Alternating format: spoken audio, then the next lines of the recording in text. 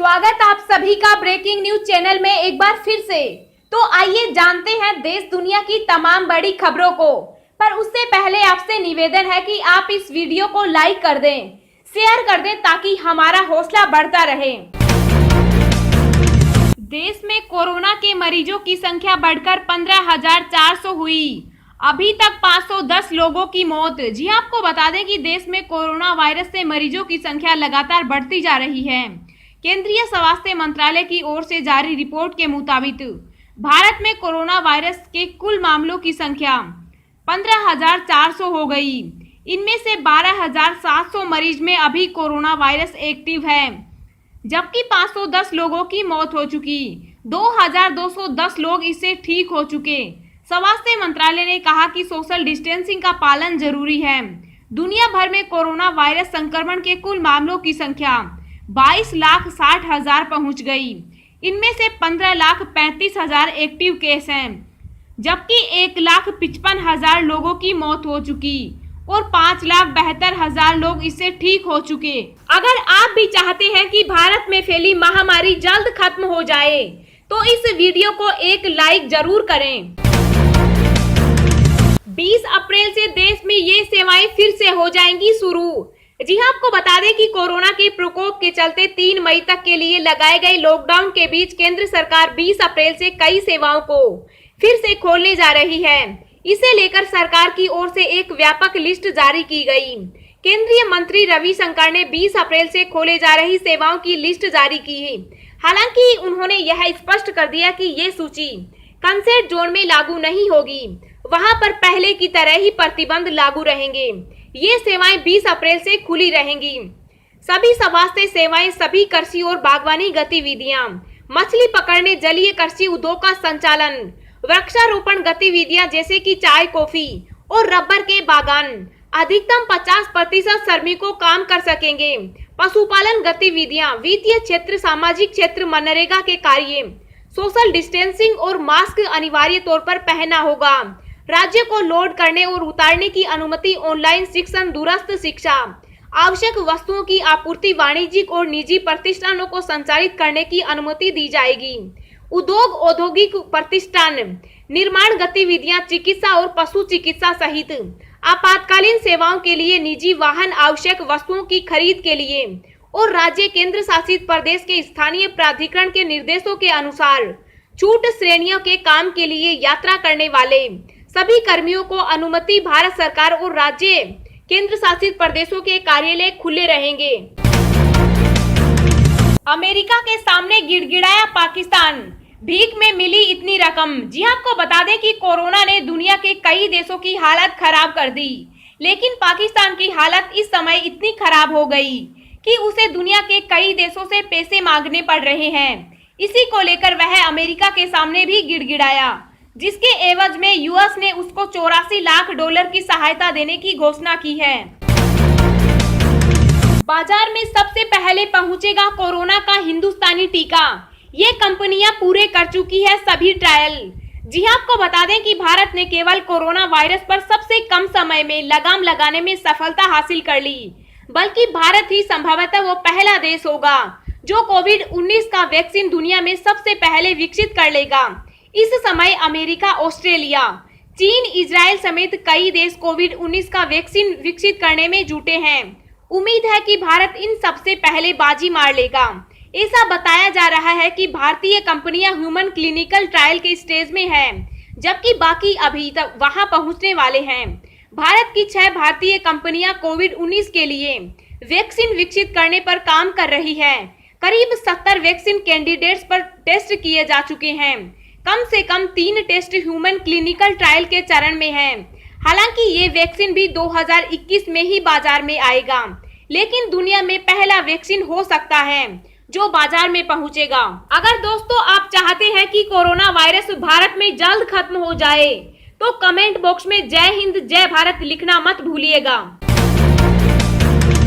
महामारी के संकट में भी अमेरिका ने दिखाई चालाकी, हैरान हुआ भारत। रूस ने भी किया भारी विरोध। जी आपको बता दें कि पूरी दुनिया में कोरोना वायरस ने हाहाकार मचा रखा है, पर एक मानवीय प्रक्रिया है जो यह कहता है कि संकट के वक्त में पहले संकट से बचना चाहिए।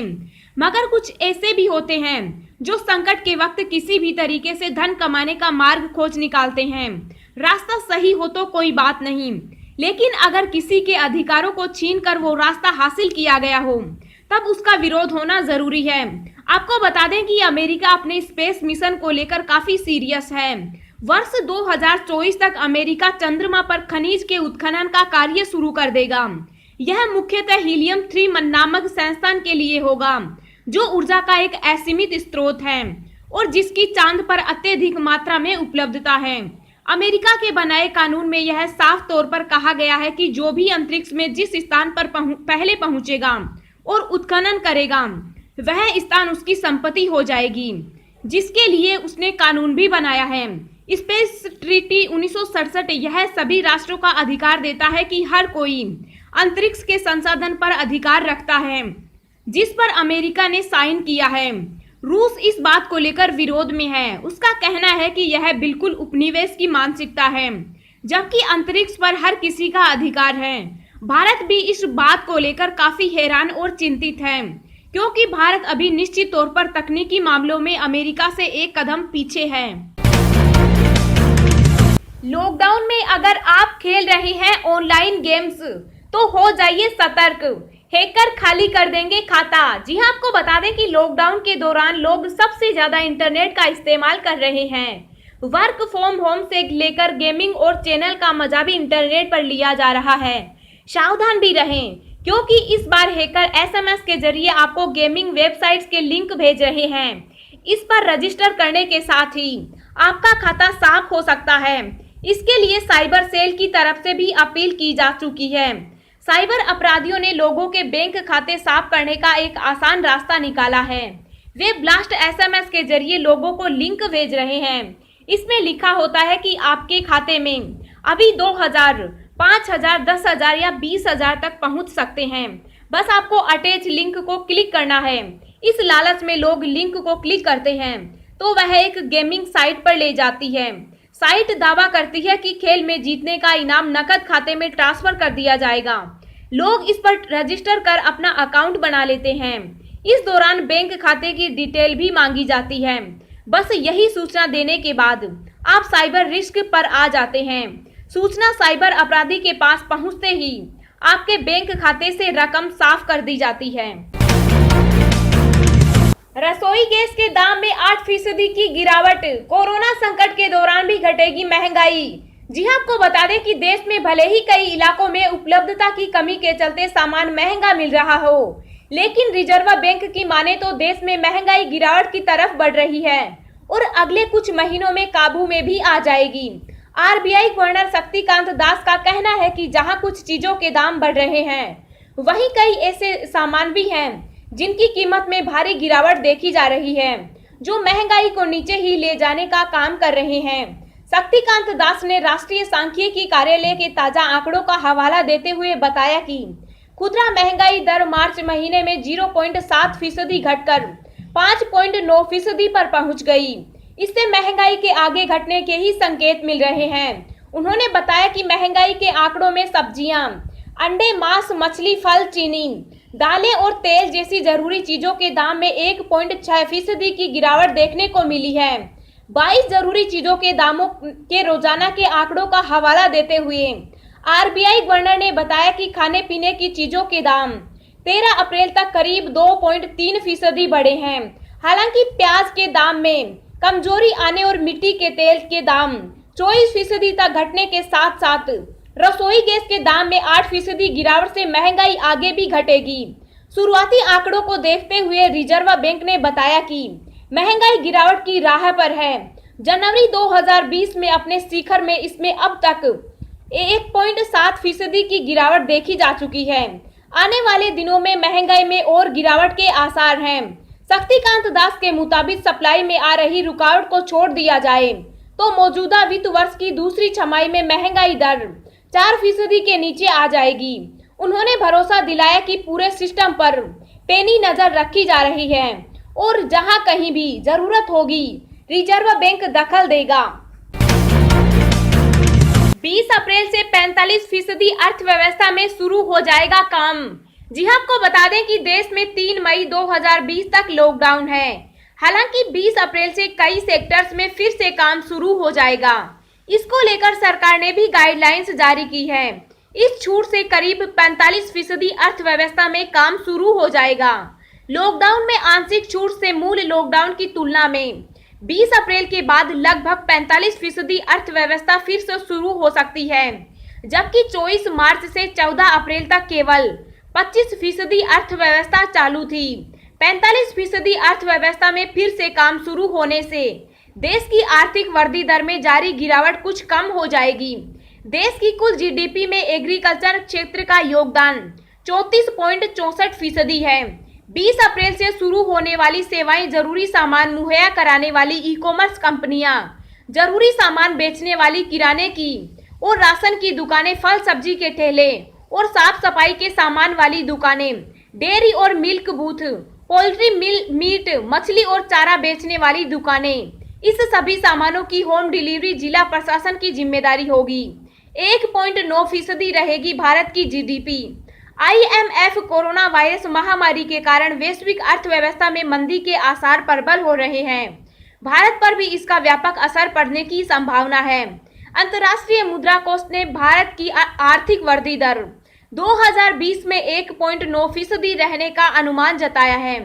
आर्थिक वृद्धि दर कैलेंडर वर्ष 2020 के लिए शून्य होगी और वित्त वर्ष के नजरिए से देखा जाए तो 2020-21 में इसमें 0.8% वृद्धि ही होगी। देशव्यापी लॉकडाउन को 3 मई तक बढ़ाने से 234.4 अरब अमेरिकी डॉलर का आर्थिक नुकसान होगा। महाराष्ट्र में मजदूरों को सशर्त गांव लौटने की मिली मंजूरी। जी हां, आपको बता दें कि महाराष्ट्र सरकार ने लॉकडाउन के बीच चीनी मिलों के 1 लाख से अधिक प्रवासी मजदूरों को अपने अपने गांव लौटने की इजाजत देने का फैसला किया। साथ ही उनकी कोविड-19 की जांच कराई जाएगी। मंत्री के कार्यालय से जारी एक बयान में कहा गया कि 1.31 लाख चीनी मिल मजदूर राज्य में 38 चीनी मिलों के परिसरों में बने अस्थायी आवास में रह रहे हैं, जबकि कई अन्य मजदूर दूसरे स्थानों पर फंसे हुए हैं। हालांकि इन प्रवासी मजदूरों को अपने अपने गांव लौटाने की इजाजत देने से एक जिले से दूसरे जिले में भारी संख्या में लोगों की आवाजाही होगी। इन कारखानों का संचालन करने वाले मालिकों को श्रमिकों और उनके परिजनों को परीक्षण और प्रमाणित करना होगा और अधिकारियों को ग्राम पंचायतों सहित सूचित करना होगा और फिर उनकी यात्रा के लिए अपेक्षित अनुमति प्राप्त करनी होगी। HRD मंत्री की देश के प्राइवेट स्कूलों से अपील, बोले इस साल न बढ़ाएं बच्चों की फीस। जी आपको बता दें कि देश भर के छात्रों और अभिभावकों के लिए राहत भरी खबर आई है। केंद्रीय मानव संसाधन मंत्री रमेश पोखरियाल ने देश भर प्राइवेट स्कूल से अपील की है कि वे लॉकडाउन के दौरान सालाना स्कूल फीस वृद्धि और 3 महीने की फीस एक साथ लेने के निर्णय पर पुनर्विचार करें। पोखरियाल ने शुक्रवार को ट्वीट कर कहा कि देश भर से कई अभिभावकों की मेरे पास शिकायत आई है कि इस संकट के समय भी कई स्कूल अपनी सालाना फीस में बढ़ोतरी कर रहे हैं और 3 महीने की फीस एक साथ ले रहे हैं। उन्होंने स्कूलों से कहा कि इस वैश्विक आपदा के समय मेरा सभी स्कूलों से निवेदन है कि सालाना स्कूल फीस वृद्धि और 3 महीने की फीस एक साथ न लेने पर सहानुभूति पूर्वक विचार करें। उन्होंने एक और ट्वीट में कहा कि प्रधानमंत्री नरेंद्र मोदी ने भी इस महामारी के समय मानवीय मूल्यों को प्राथमिकता देने का आग्रह किया।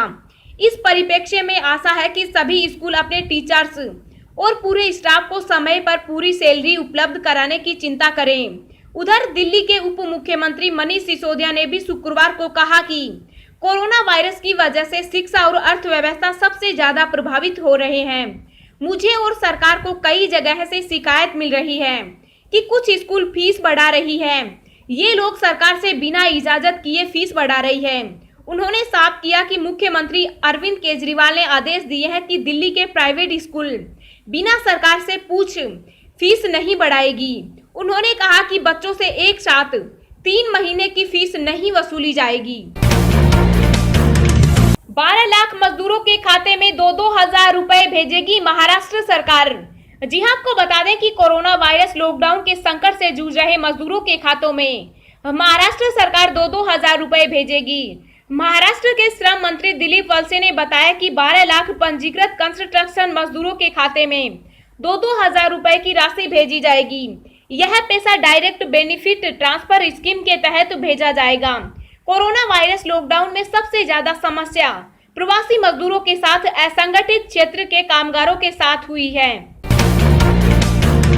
योगी सरकार ने एक और लिया धमाकेदार फैसला। अब 3 महीने तक सरकारी और गैर सरकारी स्कूल माफ करेंगे बच्चों की फीस। जी हां, आपको बता दें कि आज कोरोना दिन प्रतिदिन भारत में अपना पैर फैला रहा है। ऐसे में सरकार हर तरह से लोगों की सुविधा का ध्यान रखे हुए है। लॉकडाउन की वजह से सभी काम धंधे ठप पड़े हैं। ऐसे में लोगों की आय का स्रोत नहीं है, इसलिए सरकार हर रोज बड़े बड़े कदम उठा रही है जिससे लोगों को राहत मिल सके। योगी सरकार ने एक ऐसा ही कदम और उठाया है जिससे लोगों को बहुत राहत मिलेगी। उत्तर प्रदेश में तेजी से पैर पसार रहे कोरोना वायरस के कारण जारी लॉकडाउन के दौरान निजी और सरकारी स्कूल कॉलेज बंद हैं। ऐसे में राज्य बाल अधिकार संरक्षण आयोग की सदस्य प्रीति वर्मा ने निजी स्कूल से 3 माह की फीस माफ करने की अपील की है। वर्मा ने प्रदेश के सभी निजी विद्यालयों से अपील करते हुए कहा कि वर्तमान में पूरा विश्व एक महामारी के दौर से गुजर रहा है। लोगों के सामने रोजी रोटी की समस्या है। ऐसे में विद्यालय प्रबंधन लोगों को सहयोग करें और 3 माह की फीस माफ कर दें। अब हम आपको अगले 24 घंटों के संभावित मौसम पूर्वानुमान के बारे में बता रहे हैं। अगले 24 घंटों के दौरान पूर्वोत्तर भारत में तेज हवाओं के साथ मूसलाधार बारिश कई जगहों पर हो सकती है। पूर्वी उत्तर प्रदेश, बिहार के कुछ हिस्सों, मध्य प्रदेश, उत्तरी छत्तीसगढ़ के कुछ हिस्सों में हल्की से मध्यम बारिश के आसार हैं। पश्चिम बंगाल, उत्तरी तटीय आंध्र प्रदेश, ओडिशा, आंतरिक तमिलनाडु, आंतरिक कर्नाटक, उत्तरी पंजाब और उत्तरी हरियाणा में 1-2 स्थानों पर बारिश हो सकती है। केरल में पहले की तरह बादल छाए रहेंगे और छिटपुट बारिश जारी रहेगी।